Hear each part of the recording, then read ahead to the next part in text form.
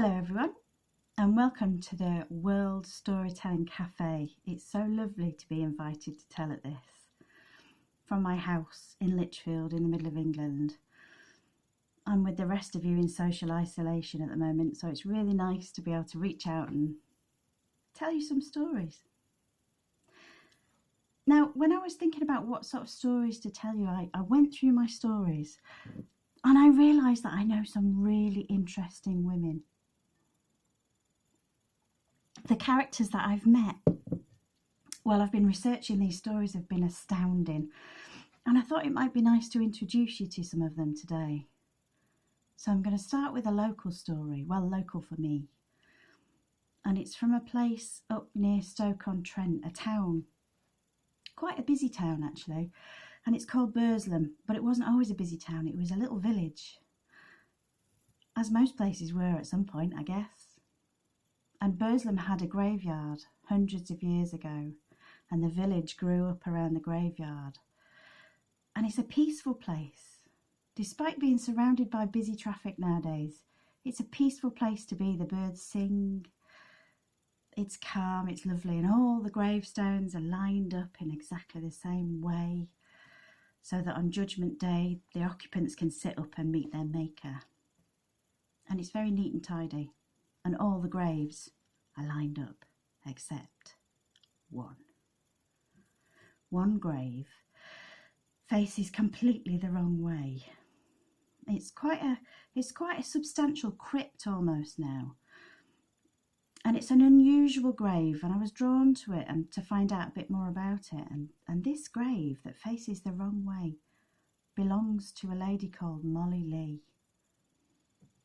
Molly Lee, the Witch of Burslem, and this is her story. Molly Lee was born in 1685 in a place called Lichfield. It's just outside Burslem. She lived on the outskirts of town in a farm with a family, and from the moment she was born, the rumours flew around her. Hey, do you know what I've heard? Do you know that new baby that's been born out near Lichfield? I've heard it's ugly as sin. And I've also heard it was eating a hard piece of bread within an hour of being born. What do you think about that? Hey, well, I've heard it doesn't suckle off its mum. Doesn't want anything to do with its mammy. It suckles off the animals in the farmyard. Well, as Molly grew up, we think, there was some physical abnormality there, and she grew up a twisted and stunted child. And she actually had quite an unfortunate life from an early age. She lost both parents when she was still quite young. And she decided that the best way to get through life was to carry on doing the job that she'd learned from a child. And what she did was she took the milk from the farm into Burslem, and she sold it to the people in the village.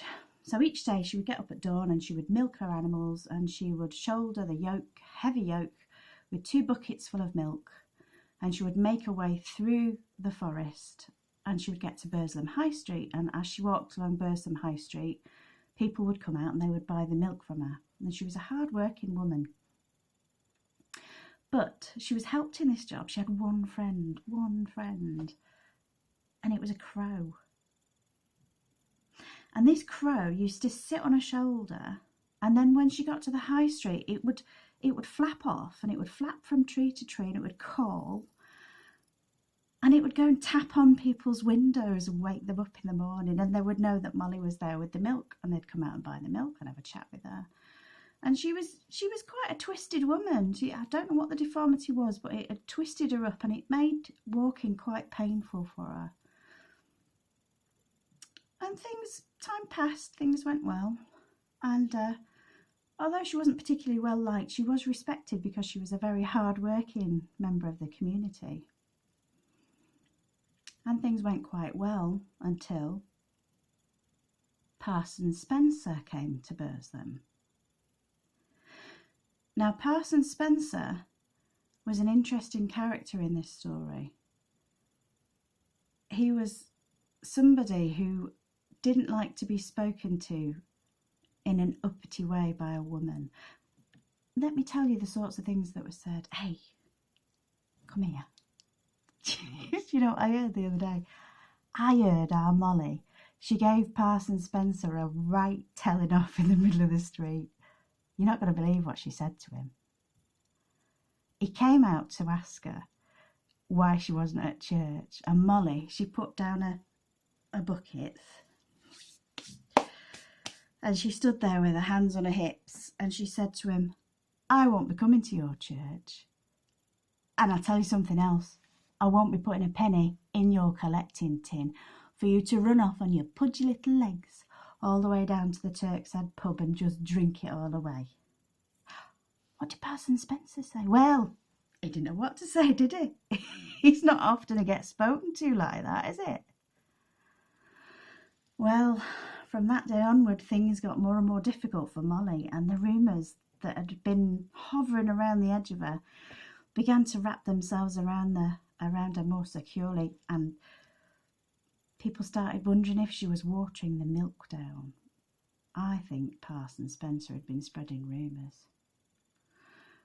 They started to meet and mutter about her on corners, and they'd be wondering about the milk. It wasn't as creamy as it used to be. And she's got that bird, and she's not even got a man to look after her. It's a bit odd, don't you think? Anyway, things came to a head. That bird fluttered down and landed on the sign, the pub's Turk's Head sign. And for about 3 days after, it turned all the beer sour, and Parson Spencer and all his cronies were rolling around on the floor in agony with bad tummies. Oh, hey, do you know what else happened? About a week later, that bird flapped down and landed on the sign again, and Parson Spencer, he wasn't taking any chances this time. He got the gun from behind the bar and he gave it 2 barrels, bam, bam, right in the middle of its chest. Oh, that bird, do you know what it did? It just flapped. It just looked at him, flapped a bit, off it went, dropped a feather, that was it. But you know what? Parson Spencer had pains in his chest for about a week. He thinks she might be a witch. Well, time passed. Molly became more and more shunned. They still bought their milk from her, but she became an unpopular character within the town, especially as she grew older and time started to trace crags in her face and thread silver through her hair. And she used to be teased by the boys. They used to throw stones at her and call her names. And after a long and, well, if not happy, a long life, we know that Molly finally died. And what we do know from the records is that the man who officiated at her funeral was indeed Parson Spencer. And I'm very sure that as he shovelled the earth down onto that cheap coffin, he thought that was the last he'd be seen of her. But he was wrong. 2 days after Molly's funeral, the people who lived along the high street at Burslem were woken up by a tap, tap, tapping on the window. And they opened the curtains and peered out, bleary-eyed, and it was Molly's crow. And they looked down into the street, and there was an early morning mist, and bit by bit that mist began to take on the shape of Molly.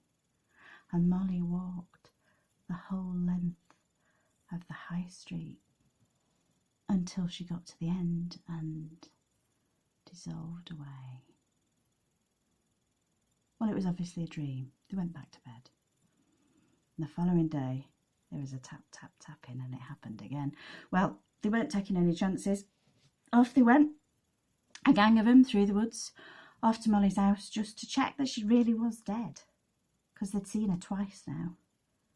And they went up to the house in Lichfield, and they looked through the window and they rubbed a bit of their dirt off and peered through, and there, sitting in the corner of the living room, knitting, very important detail that, she was knitting, with the crow sat on her shoulder, was Molly. And they looked at each other and said, well, she's not dead. Who have they buried? And just then the crow saw them, and the crow squawked. And Molly looked up, locked eyes with them, and faded away into smoke. Well, they were off. Through the woods, back to Parson Spencer's door, and they banged on the door, and they demanded that something was done about Molly, because her spirit was not at rest. And Parson Spencer got together with some of his cronies, and they dug her up. They exhumed the body, and they did the rites of exorcism on the body. And somebody had managed to lime the poor crow to a stick. And they prized open the lid of the coffin, and the stench that came out of it made them gag. But nonetheless, they thrust that black feathered ball of fury into the coffin with poor Molly, and they banged the lid shut as fast as they could, nailed it down, and then they dug another grave for her. And instead of it facing the right way like everybody else, they turned it at right angles, so that should Molly wake up again, she would be lost and wouldn't know which way to go. And then they did one final thing. They heaved and heaved, and between them, they flipped the coffin upside down. There was a bit of a damp, squelchy thud and a muffled caw. And this time, as the earth thudded down onto that coffin, Parson Spencer was certain that was the last he would hear of Molly. Well, he was right. Her ghost was never heard of again. Now, when I was doing the research for this story, I found out some really interesting things about Molly. Her last will and testament was handed in about 1984, after 200 years in private hands, and from it we found out quite a few interesting things. First of all, she wasn't an orphan. She was survived by a mother, but she had a stepfather. And Molly was actually quite an affluent, well-to-do lady, and she provided really well for a mother in a will, and also her friend Alice. Now, in those days, to make a woman financially independent was a huge thing. So not only was she not a wicked witch, but I think Molly Lee of Lichfield, was Staffordshire's first feisty feminist. She's quite a character and one to be respected and remembered, I feel. But nonetheless, putting all that on one side, if you're a small child growing up in Burslem, you know that on Halloween you go to the graveyard if you're brave enough. And if you skip round Molly Lee's grave singing Molly Lee, can't catch me, then she will. And that's the story of the Witch of Burslem. She's quite a character.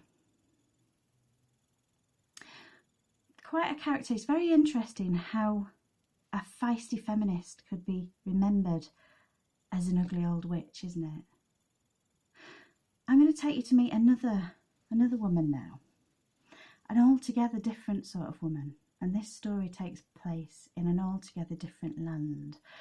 Come with me to the cold, cold mountains of Japan.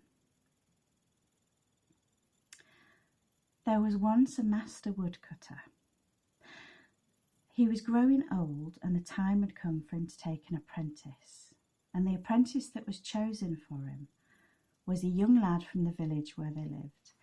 And he had the brightest smile and the most beautiful personality. He was helpful and kind. And he was a comely youth. He was going to be a good-looking lad if there was a promise of muscles to come. And each day, the old master and his young apprentice would walk down through the village, and they would make their way to the river, the wide, wide river, where they would wait for the ferry. And the ferry would take them across to the forest, and it was a vast forest. You couldn't see the end of it. And there they would spend the day, cutting the wood for the village. And they became firm friends, the old master and the young apprentice. And they would chat they would chat over their food that they'd taken along for their lunch, and they would sit and swap stories and songs, and they would laugh about which particular girl in the village was throwing herself at the young apprentice this week. And the old master took the lad under his wing, and he taught him how to look after his tools, and what sort of wood was best for burning and what sort of wood was best for building, and he taught him how to be a good man. And one of the things that he told him was that it was really important that he never left it so late that he would miss the ferry, because you didn't want to spend the night in the forest, because the forest was full of wild things and things you didn't even want to talk about. And time passed, and the young apprentice did indeed muscle up. Each week that went by, he became more and more attractive to the young ladies of this village, and he was going to be a fine catch for someone one day. And one day, the two of them were across the river in the forest, having a bite to eat and a break, and the old master looked up at the sky and he said, "Snow's coming, we best get off." And they packed up their things quickly, and they began to walk back to the ferry. And they'd not walked more than a few steps when the first flake of snow drifted down. A few steps further, and they were in a swirling, whirling blizzard of white that wiped out every landmark they knew, and they were lost in the forest. By the time they'd found their way down to the river, the ferry was gone. This was bad news. They wrapped their cloaks more closely around them, and they walked along the river until they came to a small shack where they could shelter. It wasn't much of a shack, actually. The roof was falling in, the door was hanging off. But they went inside and they patched things up as best they could. And of course, being woodsmen, there was a fireplace. It wasn't long before they had a blazing fire going, and they wrapped themselves up in their cloaks and they tried to make the best of things. And it was so cold, you know, when it gets so cold that your fingers feel like they've got pins pricking in them, and your toes feel like blocks of ice, and you'll never ever fall asleep. But he did.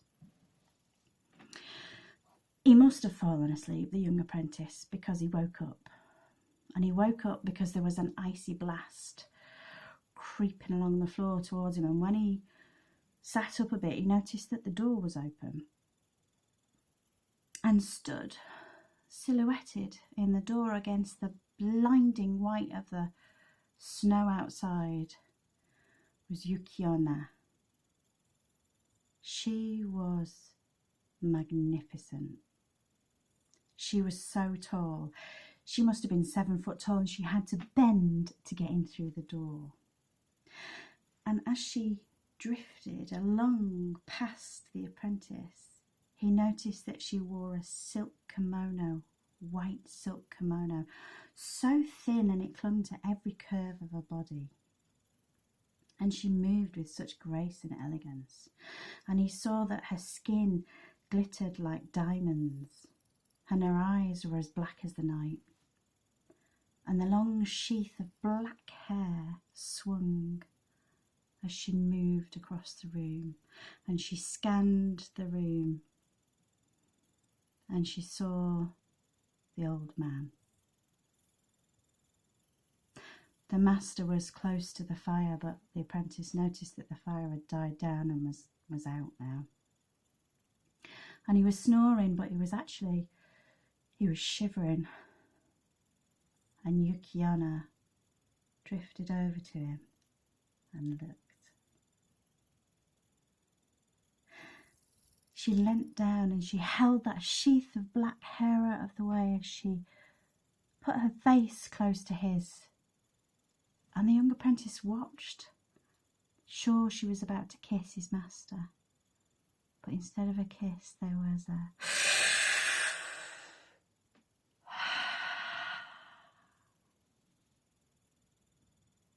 And Yukiona stood there, magnificent. And the old master was still.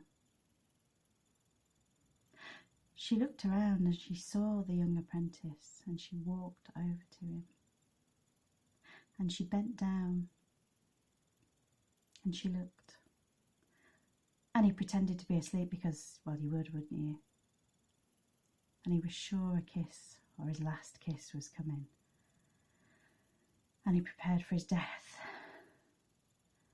And instead of his death, there was actually a kiss. It was soft as a snowflake and so cold.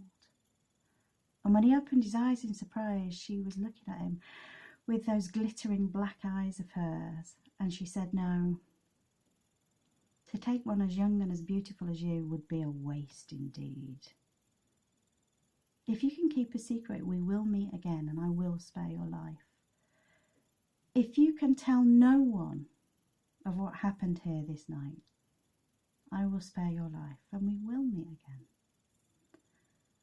And the young apprentice just nodded. And Yukiona smoothly walked to the door and out into the snow. She looked back over her shoulder at him once, and then she was gone.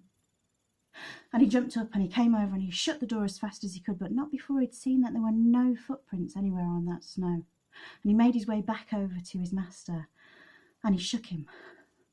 But his master was as cold as a stone and covered in a layer of frost. Well, the following day, the young apprentice carried his master in his arms back into the village, and he was given the funeral as befitting someone as so important in the community. And the young apprentice became the master woodcutter. Well, he was very, very eligible indeed now, and he had offers of marriage, suggestions of marriage coming from left, right and centre. But he couldn't forget the woman in the snow. She'd got into his brain and she was there all the time, and she was the most beautiful woman he'd ever seen. He couldn't possibly marry anyone else. Nobody matched up. And so several months, years went past, and he was still unmarried. And one day, as he was walking back from work along the path, he saw a young maiden, and she stood there. She was so demure. She was almost blushing as he walked past, and she had little pink rosebud lips and cheeks as smooth as velvet. She was so beautiful and so pretty. And they fell to talking, and he was completely charmed by her, and he took her home to meet his family. And before long, the two of them married. And they were very happy together, and they had children. 1, 2, 3, 5 children in the end they had. And you know what? He was sat there looking at her one night, and he thought, I'm so lucky. She's as beautiful now as she was the day that I first saw her. She doesn't seem to get any older. And she's such a good wife. She's so obedient. And she listens so carefully to everything I say. I am the luckiest man alive. I've never seen anyone as beautiful as except that other woman. And he looked over to his wife, who was sat sewing by the fire. And he said to her, "Did I ever tell you about what happened the night that my master died?" Well, wife dutifully put down her sewing and listened as he told her everything that had happened that night. And then she dropped her sewing onto the floor, and she stood up and up and up, and the colour drained from those cheeks, and the skin began to glitter like diamonds, and the eyes flashed as black as night as she walked across the room to her husband, and she leant down to him and she said, Men, you had one promise to keep. I will take your soul now. And she leant down to him for what he was sure was going to be his last kiss, and just as she was about to touch his lips with hers, the youngest child awoke. And she looked at him and she said, "I will spare your life for the sake of our children, but listen carefully. If I hear or see that you are anything less than a perfect father, I will be back, and this time there will be no mercy for you." And she stood up and she walked to the fireplace and she disappeared as steam. But that young woodcutter became the best father the village had ever seen. Well, you would, wouldn't you? So that's the end of the story of Yukiana. She's magnificent. That character, that strong woman again. A snow demoness that takes the souls of men who die of cold. How wonderful. So those are two fairly unusual women, I would guess, to say the least. And now I'm going to tell you a story of a more ordinary woman, a young wife actually. And this story concerns something that I really enjoy, which is dancing.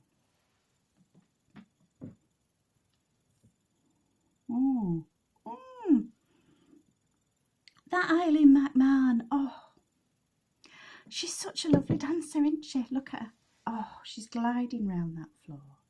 And her eyes shine with happiness when she dances. And she's light as a feather. She can dance with anyone, you know. She can have the pick of anyone on the island, can't she? Look at her, bless her. Eileen McMahon was the darling of the island. She was a lovely girl, and she did dance as light as a feather. And everyone could see how happy she was when she danced. She helped her mum with the kids. She helped her neighbours with any jobs that needed doing, and she was just a really lovely girl. And everybody thought she was wonderful. And they were right, you know, she could have the pick of anyone in the island, and she danced with them all, one by one by one. And then she only danced with one of them.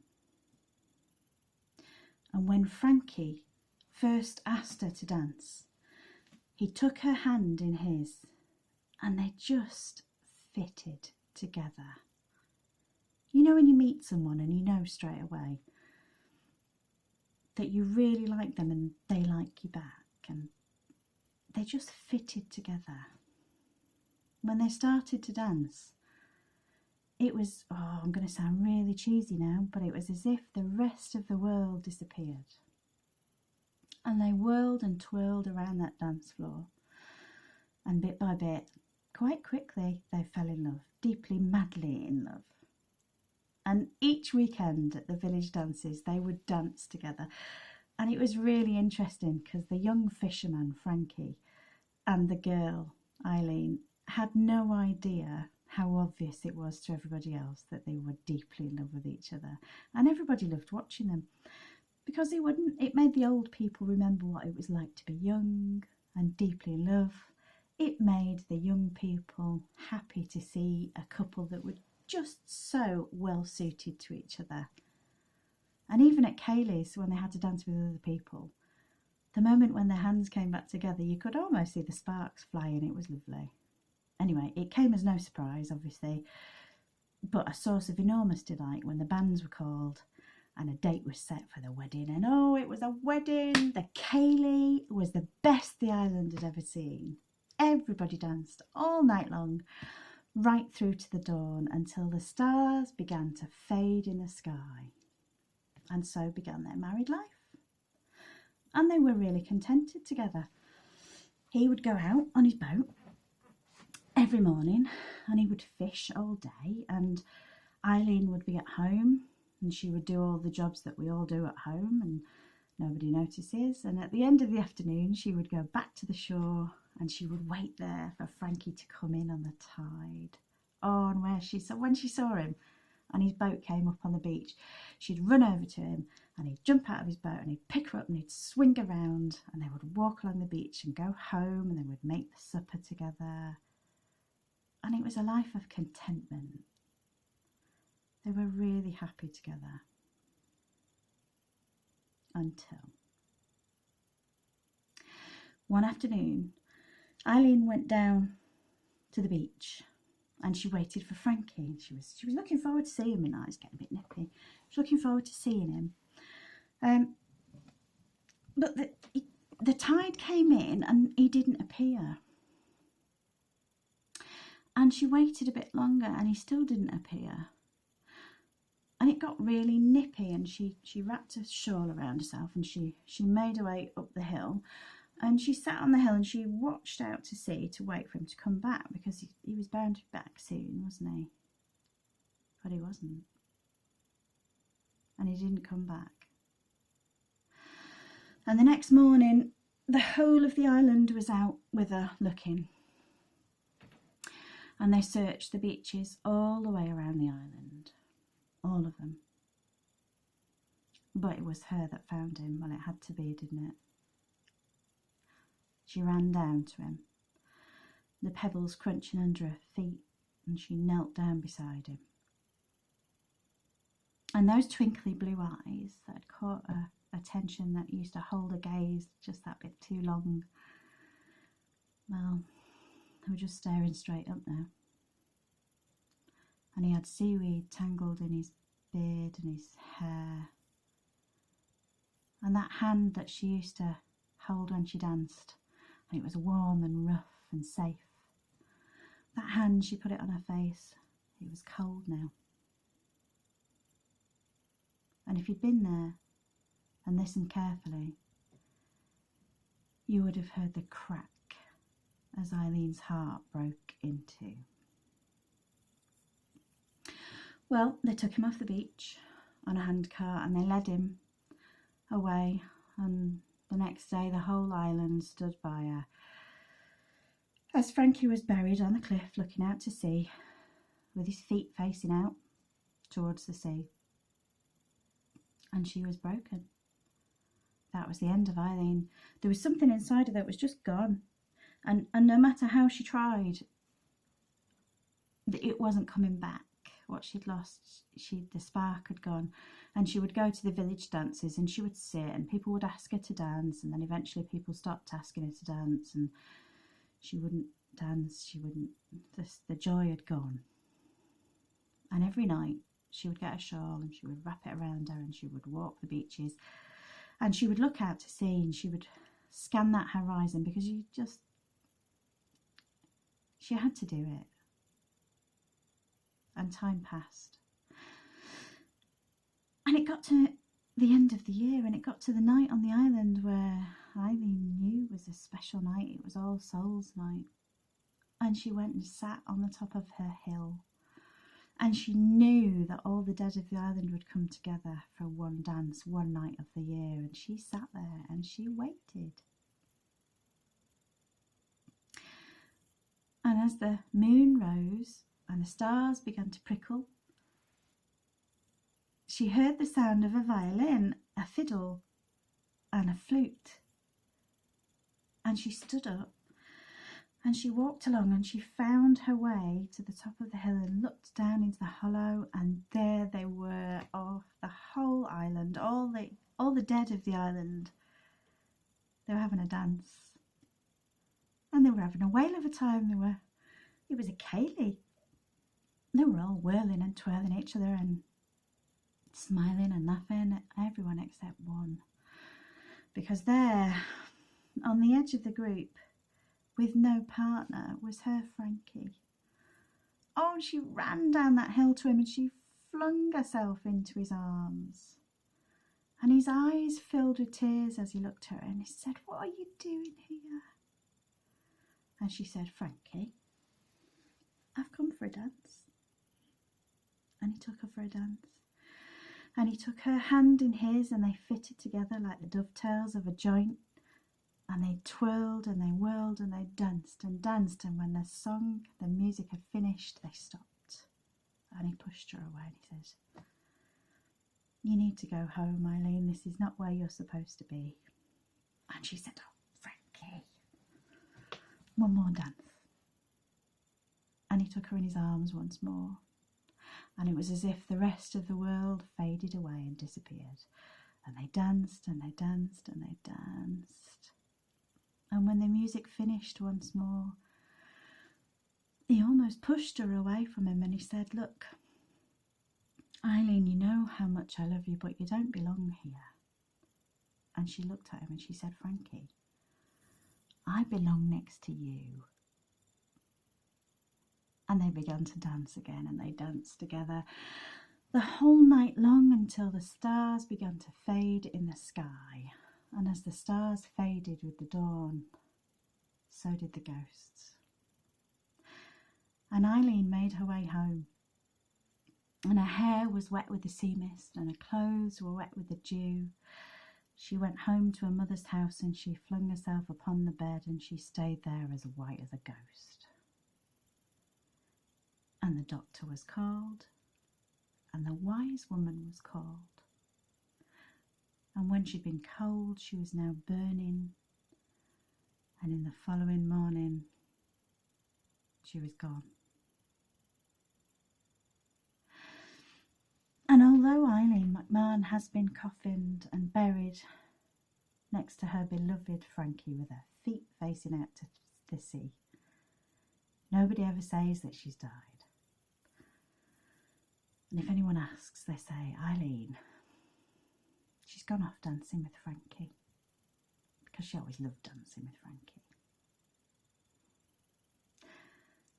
I love that story. I love the idea of moving on to something better. We're almost at the end of the time I've got to spend with you, and at this time we're all in a difficult situation, and it's been interesting watching how there have been little pockets of kindness and unexpected kindnesses popping up left, right and centre. And even though there are bad things happening, there are good things happening too. And it brings out the best in people. I'm just going to grab myself a drink. And this last story that I've got for you is about two friends. And they look out for each other. And it's about a little act of kindness that took place 100 and something years ago. This is another local story. This one took place in somewhere called Leek, which is not too far from me. And in Leek there are some old streets. You know the old streets with the cobbled roads, and the houses are very close together.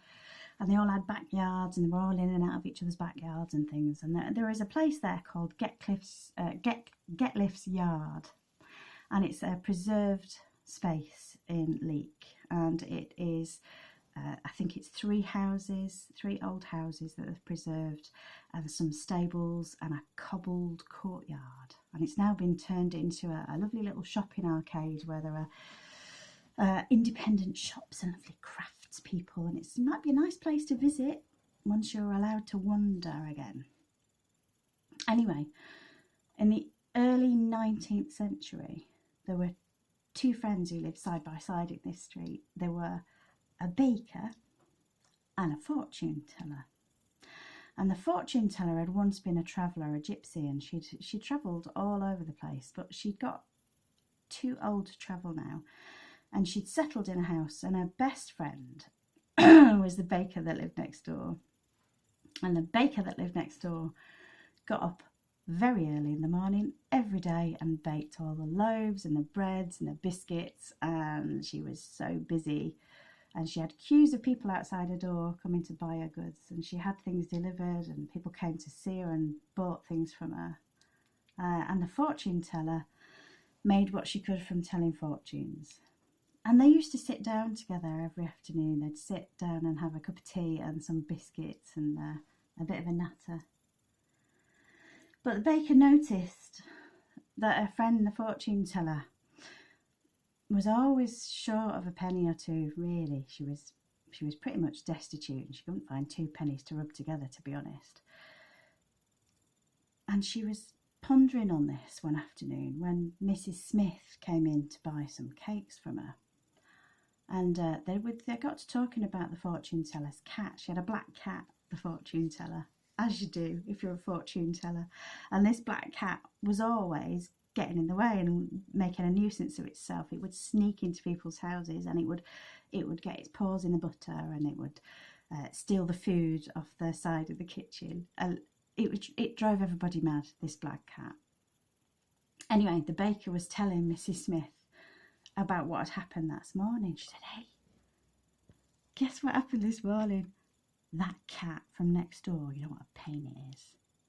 I came into my kitchen this morning and her cat from next door was on my work surface and it had its paws in the butter and it was just sat there minding its own business, eating my butter. Anyway, I picked it up and I flung it out the back. And I turned round and carried on and looked back. It had come back in again. And it was on my table. And it was just about reaching one of my freshly baked cakes. Anyway, I picked it up and this time I slung it out the front door. And by the time I got back into the kitchen, it was there again. I don't know how it does it. It was there under my kitchen table, winding its legs in and out of my kitchen table. And I picked it up and I flung it out the back again. And when I turned round, it was on top of my cooker. And I'd just got some oatcakes out. And you know what I did? I got some Staffordshire oatcakes. I flung one at the cat. I feel really bad now. I flung it at the cat. And you know how hot they are when they've just come out of the oven?